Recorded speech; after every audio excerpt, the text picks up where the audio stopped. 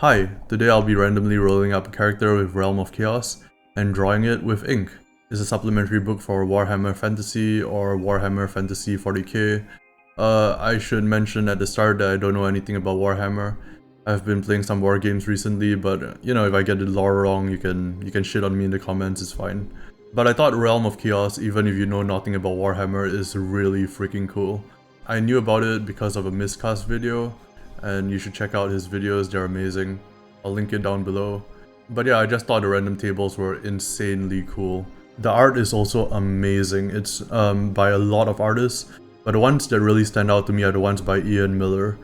Like, this stuff is just incredible. I'm not a stranger to making art based on random tables. I've done it with Maze Rats and Vaults of Varn, but I wanted to do something a bit more detailed today. So what we'll be doing is making a Chaos Champion. We'll be making a follower of Nurgle, and they'll be starting as a wizard, and we'll just see where they go from there. I think it should be fun, I think it should be a fun drawing, and let's just jump right into it. So I started rolling up my Chaos Champion. The first thing I got was that it was going to have a bestial face, one of the mutations in the Realm of Chaos.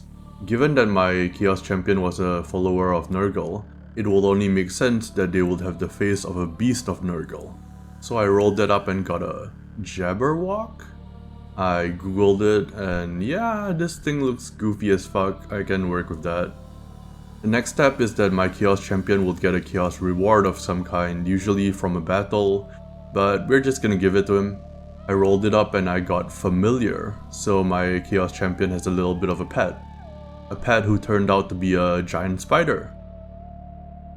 Okay, I think we're gonna go for one more mutation and one more Chaos reward.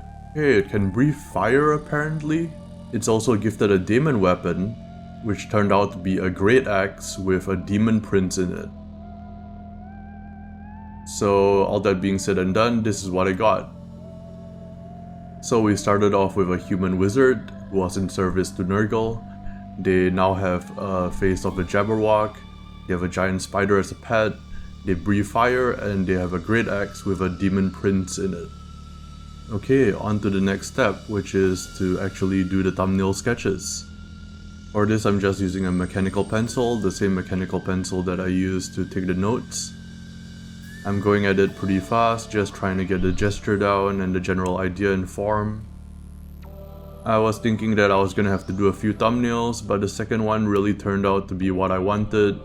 At this point I was looking at a lot of illustrations in the Realm of Chaos book, and I was trying to look at specifically Ian Miller's illustrations, and I wanted to capture some of the same compositional vibe as well as some of the kind of detail that he has in his artwork.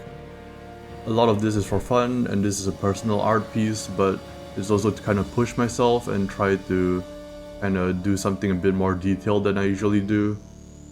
So I specifically set out to make this thumbnail have a lot of elements in it. Okay, so now I'm just transferring it to a larger piece of paper. This is Bristol board, and I'm just basically putting down the forms and trying to get the general proportions down, changing a few things here and there depending on my whim and fancy. This is slightly more detailed than I usually go for my drawings. I usually do a lot of improvised inking, and I do so here as well, but recently I've been trying to make my sketches a bit more detailed, especially for something like this which will take me a few more hours than normal. I want to make sure that I have a good ground base. Okay, here comes the fun part, inking. So I use a variety of brush pens and technical pens when I'm doing this kind of work. Right now you can see here I'm using a brush pen. There's not any brand name to it, I think. I don't even know what kind of brush pen it really is, but I use it to get the dynamic line quality and to get thick and thin lines very easily. At this point I switched to a Sakura Pigma Micron, a technical pen, so that I can get some really fine lines in there. As you can see, you can make a variety of textures using pen and ink, and it was really humbling and very educational to look at Ian Miller's work as well as that of Russ Nicholson, Errol Otis, you know, all those old school illustrators. Being able to look at their art and being able to dissect it is very valuable for me. and I learn a lot just by looking at their art for long periods of time. I also find inking very meditative, so around this time I'm usually listening to some music, or in this case I was listening to an audiobook. I've been going through The Black Company by Glenn Cook. I'm on book 2, going through it very slowly. Recently I've been kind of stressed out, so this inking kind of like helps me relax as well. And being able to see my skill improve and kind of have a goal to strive for, that kind of makes me look forward to the day. As I hinted earlier, I kind of make pretty small art pieces usually. I don't make anything this detailed. There are exceptions of course, but those are usually for my commissions. But I wanted to do something like this for myself. The problem I find is that after a bit of time spent with the drawing, I kind of look at it and I see some problems and I want to stop working on it and start a new one because I feel like I can make something better. But I really feel like at some point I think it's an important skill to be able to hunker down and just finish a very detailed piece. I find that that's true of a lot of creative endeavors. I used to do game development and nowadays I do some writing, and I find it to be the same way. So at this point I've been working on a drawing for about an hour and a half, and I decided to put my pen down and continue it another day.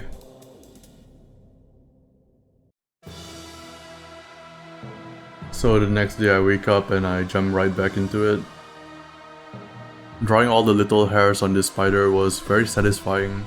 I found it very meditative, like I said. I used a bit of reference in the initial sketch, but during the inking phase I used almost no reference. I think I used no reference at all.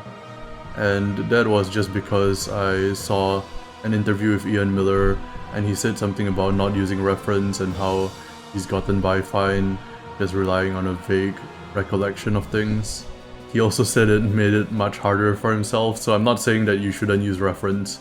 It was just something I thought was fun to try out. But yeah, at this stage I'm just jamming, I'm just having a fun time, just putting a different texture on every single object and having it pop that way. I really like how the spider legs came out actually. I think they look very gnarly and gross, almost like a bent tree trunk. I'm also giving the background characters a faded kind of look so that the main focus will be on the character. I ended up giving them some kind of hit piece. I'm not sure what that is or what I was thinking, but it's there. I suppose it gives them some kind of cohesion. Like I said, I wasn't really thinking, I was just feeling it out. It was really fun. In the end, this piece took about 3 days to do, about 4 or 5 hours. And while I'm drawing this guy, I'm just thinking about his backstory.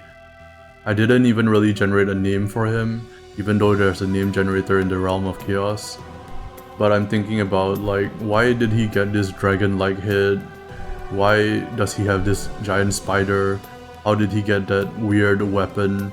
For some reason in my head, I keep thinking that this spider is a pet that he had all along, and he just figured out how to enlarge it. And the weapon went through a lot of changes as well, as you can see. In comparison to the sketch, it looks a lot different. I was just thinking of it being a living plague god and what a miserable existence that is. And maybe they found some, some comfort in knowing that both of their lives are shit. I don't know. This is the final piece. I really like how it turned out. I hope you liked the video, and I hope you're having a good day, and if you're not, I hope it gets better soon. Yeah, goodbye.